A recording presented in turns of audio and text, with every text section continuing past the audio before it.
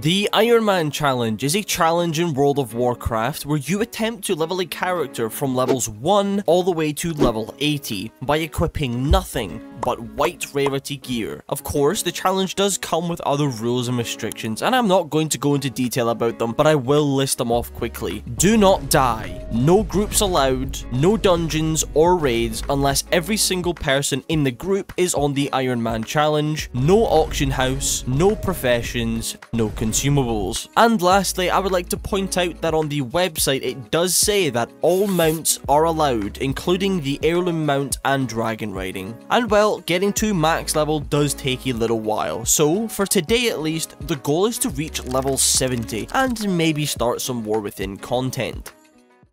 In case you haven't watched my other videos, then I would like to introduce you to my tiny gnome warrior, Fortinsniff.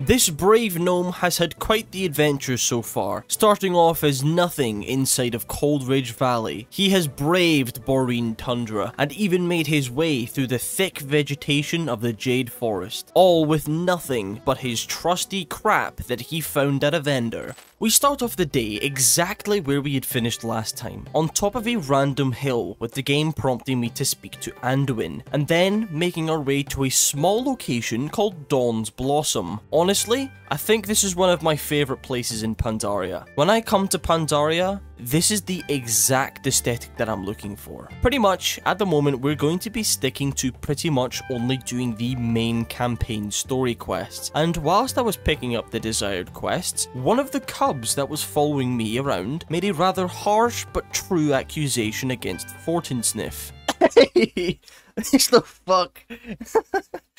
Oh my god, he is... He's taller than me. Whilst we are now going about completing quests, I think it's worth noting that we now have a couple of XP buffs on us. First is the 25% increase from having 5 or more max level characters, and the second is from the brand new anniversary event, where everyone is granted an additional 10% XP buff. However, we could at any point go to the new event area and complete one of the main quests to gain an additional 10% increase to XP and reputation gains. With the current XP buffs, things were going quicker than they ever had before. Dude, the XP is crazy. It's literally like 7 quests per level right now. Now, although I said that it was about 7 quests per level at the moment, now that I'm looking back, between level 51 and level 52, it was actually 4 entire quests, which is just absolutely insane to think about. Now, although I know retail isn't really about the leveling anymore, it's more about the big end game content, I think we can all agree that is just slightly too insane. I'd like to know in the comments if you guys think we should be going back to a more lengthy and harder leveling process. No way we're about to be level 53. Dude, the XP... Bro, the XP buffs are insane. Holy crap. We continued to make our way through the Jade Forest questlines without too much bother. The only real wall was when I came across a quest where we had to challenge 3 different Pandorans to a duel, and man, they were tanky, and they were beating me down quite a bit. But you know me, I am the best warrior player. Said no one ever. So of course, we did get past them with relative ease. After this quest, we had quickly made our way to level 54, and it was at this point that I decided to just add another little goal, which was to rush to level 60, and that's because I was getting a little tired of getting beat down so easily and wanted to farm some kind of gear elsewhere, plus it would be a nice break from the regular quests. But for now, we had to stick to doing the regular quests, like Murder Thing, Collect Thing, and then moving on to a small quest chain inside of a cave, which was once again Murder Thing, Collect Thing. And well, everything was going perfectly fine. I was vibing, listening to music and whatnot, when we got onto this quest where we have to get onto the back of this Pandaran's cart to deliver jade crystals. The issue was, this cart journey was relatively lengthy, and there was these greenstone gorgers that were coming to attack us. Naturally, I thought that I could just attack the little critters, but nope. As long as I was on the back of this cart, I was unable to attack them. And by the time we had arrived at our destination, we had like 5 of these things attacking us. And my initial plan was to apply Hamstring to them and then use Heroic Leap to get away. But Heroic Leap was on cooldown, and Hamstring was seemingly doing nothing, so I had no choice but to turn around and fight, and just hope that I was able to survive the attack. How the f*** is that fair? I can't attack them!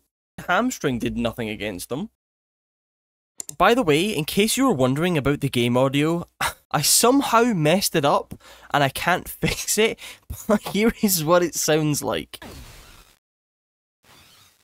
Now that we had managed to successfully escape the Gorgers, we were now on to a really cool set of quests which would take place inside of the Temple of the Jade Serpent. Now I think this is so cool because Jade Serpent is one of my personal favourite dungeons, and I honestly had no idea that there was an entire quest chain inside of this area, and it was cool because very rarely do you get to properly explore the area of dungeons. Plus the quests were fun and pretty interactive as far as quest goes, and they weren't really any bother at all, which took us up to a comfortable level 57. I can't skip this. I don't care about no cutscene.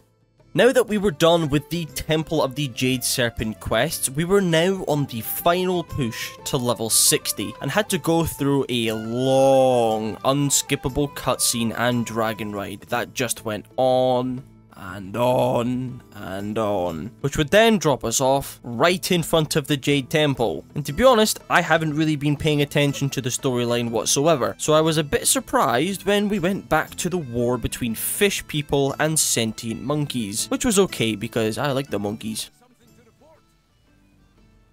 58! We're getting closer! Cutscene. Oh shit! We are now on to the final stretch of quests before we travel to the Valley of the Four Winds, which I have never been to. But first, we had a couple of quick quests to do here, and luckily, they were very simple. We just had to ride on the back of a dragon and close Sha fissures, and then murder a load of Sha, and then the game would push me out of the Jade Forest and into the Valley of the Four Winds.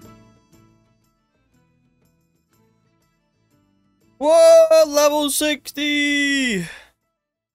So we hit level 60, but what now? Well, since like level 20, Fort and Sniff has had to deal with this crappy gear, which was nothing more than bought straight from a vendor in Stormwind. Now, white rarity gear only covers a few gear slots, and well, we were missing one, the shoulders. So thanks to Wowhead, which lets me see every single item in the game, I found a piece of gear called the Warped Plate shoulder pads. Now these do have quite a few different mobs that we could obtain them from, but the one with the highest drop chance is called the Blue Wax Ratcatcher and can be found in Highmountain on the Broken Isles. So using my Hearthstone, I made my way back to Stormwind and took the portal to the Broken Isles. Highmountain, the place of the Highmountain Torrents. It has a very rustic kind of style, and I think it looks pretty fantastic. But that's not what we're here for. We're here for a tiny cave filled with kobolds, and specifically, we're after the Blue Wax Ratcatchers. Now, there may not be many of them roaming around, but I am more than prepared to sit here for a couple hours at least, trying to farm up some shoulder pads.